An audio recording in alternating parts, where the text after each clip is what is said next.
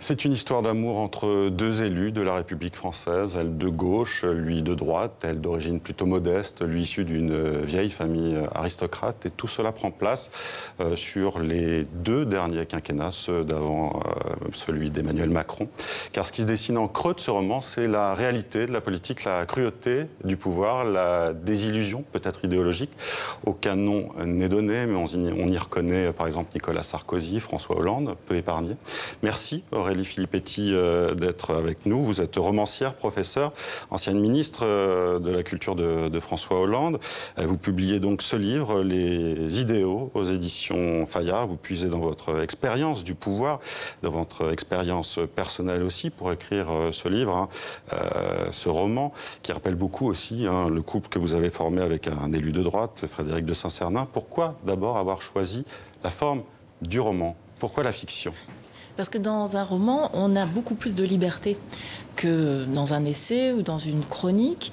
Et en même temps, le roman, il a quand même une vocation à être universel, à être lu à différentes époques et en dehors de son contexte, en dehors du pays où il se passe, par exemple. Moi, j'ai essayé d'écrire un roman sur la politique et un roman qui parle de ce que c'est que l'engagement politique, qui parle aussi de ce qui anime les gens qui consacrent leur vie ou une partie de leur vie à la politique et donc aux autres. Et c'est vrai que je me suis inspirée d'une histoire, mais c'est largement romancé, comme on dit. Cette histoire entre un homme de droite et une femme de gauche me permettait de traverser en fait les 10 années des mandats de Sarkozy et Hollande et de montrer à chaque fois les limites de ces pouvoirs-là, pourquoi au fond les deux ont échoué. Et peut-être que justement, en cherchant des pistes comme ça, on peut avoir une explication sur le séisme qui a secoué la vie politique française en 2017. Est-ce que vous vouliez faire aussi le bilan de votre parcours politique ? C'est pas vraiment un bilan, mais moi j'avais besoin en tout cas de revenir sur tout ce que j'avais... Pas simplement ce que j'avais vécu, mais sur toute notre histoire collective. Parce que je trouve que ce qui s'est passé a été une telle déception pour nous à gauche, mais aussi pour simplement tous les Français qui sont déçus. Mais même à droite, et même à droite, justement. Dans ce couple que vous décrivez, c'est ça aussi. C'est ça que permet justement ce couple, le fait d'avoir des personnages qui soient de droite et de gauche permet de dire, moi je cherche à parler de la politique en général, pas seulement de la gauche, même si évidemment moi j'appartiens à la gauche, mais cette déception terrible vis-à-vis de la vie politique, on la voit à la fois dans l'abstention, dans la montée des populismes, dans ce qu'on appelle le dégagisme, et moi j'avais besoin d'essayer de comprendre des choses, donc de revenir là-dessus, et puis aussi de raconter simplement un certain nombre de choses que j'avais vues et qui me semblent quand même expliquer aussi une partie de ce rejet aujourd'hui de la politique. Et moi j'ai l'impression aussi que vous aviez envie, enfin je ne sais pas si c'était conscient, mais d'affirmer aussi vos croyances politiques. Moi je dirais que c'est presque un roman marxiste. La lutte des classes, non mais c'est vrai, elle est au centre, vous la replacez au centre des grandes problématiques françaises. Est-ce que vous aviez cette intention? En tout cas, j'avais l'intention claire de parler de la question de l'égalité.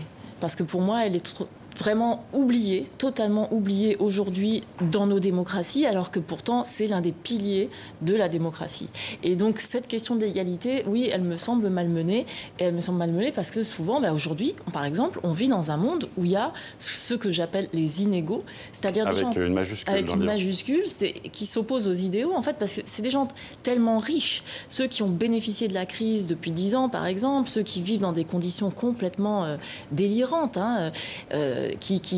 ces multimilliardaires qui, en fait, minent la démocratie par le pouvoir qu'ils ont d'influence sur les gouvernements de tout pays et de tout bord. Et sur les médias, vous avez quelques pages là-dessus. Justement, moi, je trouve que ce roman est d'une lucidité terrible sur ce qui s'est passé aussi avec la prise de pouvoir, justement, de certains millionnaires, milliardaires qui ont racheté ces médias sous couvert de « oui, je le fais, ça ne va rien me rapporter, mais bon, c'est pour la liberté d'expression ». Ils ont fait croire, en France, en tout cas, ça a été terrible, le paysage médiatique a complètement changé au cours des 10 dernières années et avec la mainmise maintenant de 5 ou 6 grands milliardaires sur quasiment l'ensemble de la presse. Heureusement qu'il reste le service public. Et ça, c'est un vrai problème pour la démocratie. Mais vous le dites dans le livre, d'ailleurs aussi dans l'épilogue, le service public, la notion de service public, elle est complètement étrillée aujourd'hui. Alors, il y avait une grande tradition. Moi, j'ai appris à découvrir ce que c'était que le poids de la technocratie en France, malheureusement, qui est devenu un handicap à l'action politique aujourd'hui. Les énarques, surtout les énarques des grands corps, hein, ceux qui sont protégés dès qu'ils ont 20 ans, pendant toute leur carrière ensuite, vraiment grèvent la possibilité d'action. Mais auparavant, ce n'était pas le cas. C'est-à-dire qu'il y a ce qu'on appelait les grands serviteurs de l'État. À gauche comme à droite. Hein. À gauche comme à droite, qui vraiment mettaient leur carrière au service du service public. Et ce discours-là, maintenant, il semble obsolète, il semble dépassé, alors que je crois qu'on en aurait plus besoin que jamais. La Startup Nation, quel regard vous avez justement sur ce concept? Je crois qu'un pays, une nation, un peuple, ce n'est pas une entreprise. Et que le but, ce n'est pas de faire du profit, c'est même pas d'être innovant, c'est pas de lancer des nouveaux produits. On est là pour faire émerger la volonté générale. On est là pour représenter le peuple et pour justement répondre à ses besoins. On est là pour constituer une communauté et régler les problèmes par la délibération. C'est tout autre chose qu'une entreprise. Vous qui étiez au gouvernement sous la présidence Hollande, vous avez l'impression qu'il a trahi.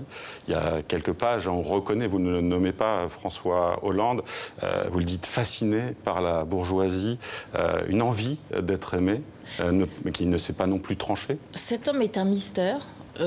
Oui, je pense, je ne sais pas s'il a trahi, mais en tout cas, il s'est complètement détourné de ce pourquoi il avait été élu en 2012 et de ce par qui il avait été élu en 2012. Les classes populaires, les classes moyennes.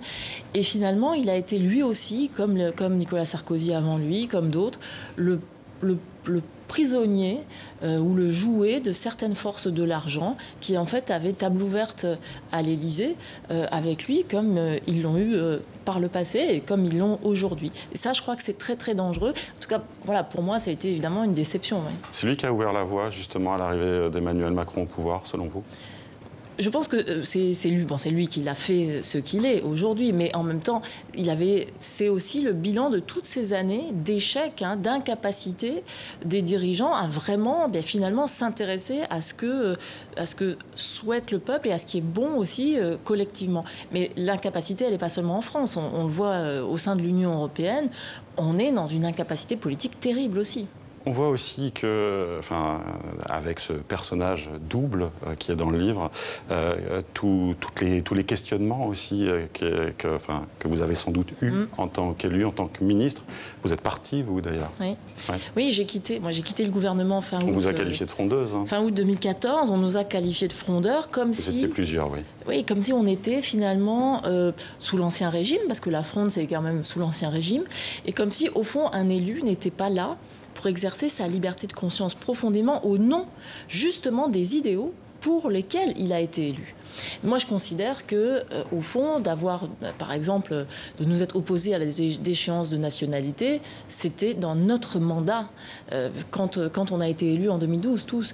Donc, voilà, pour moi, à un moment, c'était la ligne rouge. Et je pense que quand on est au pouvoir, l'expérience du pouvoir, elle est destructrice pour beaucoup. Et il faut savoir où mettre sa limite. Et il faut savoir partir. Il y a une scène, moi, dans ce livre, au début du livre, où vous placez à la place des deux personnages principaux du couple les mères de ces deux élus, avec justement une femme bourgeoise, une autre qui n'est pas, mais avec toute cette dignité. Je trouve que c'est un moment extrêmement fort. Vous l'avez eu cette image quand vous êtes entré pour la première fois dans l'hémicycle? Oui, absolument. J'ai eu l'image de mon père d'abord, voilà, qui était mineur. Et puis j'ai eu l'image de ma mère.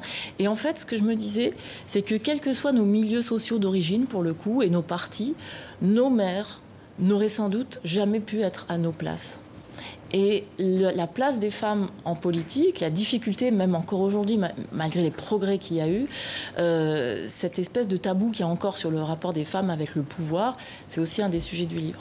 J'ai lu dans une interview que les idéaux, c'était un anagramme des adieux. Vous êtes partie du monde politique, Aurélie Filippetti? J'ai tourné cette page parce que je pense qu'à un moment... Vous êtes professeur à Sciences Po. Je suis prof à Sciences Po, voilà, et j'ai beaucoup de plaisir à enseigner. Je trouve que c'est une autre manière aussi, bien sûr, d'être engagé dans la société. Moi, j'aime beaucoup transmettre et échanger avec les étudiants. Puis en écrivant, on est aussi engagé. Mais ça ne s'appelle pas les adieux, ça s'appelle les idéaux parce que je conserve un idéal politique, évidemment très fort, ce qui ne veut pas dire que j'ai envie de me remettre dans un parti politique. Vous n'y retournerez pas? Faut jamais dire jamais. Faut jamais dire jamais, mais en tout cas, non, vraiment, c'est pas mon projet.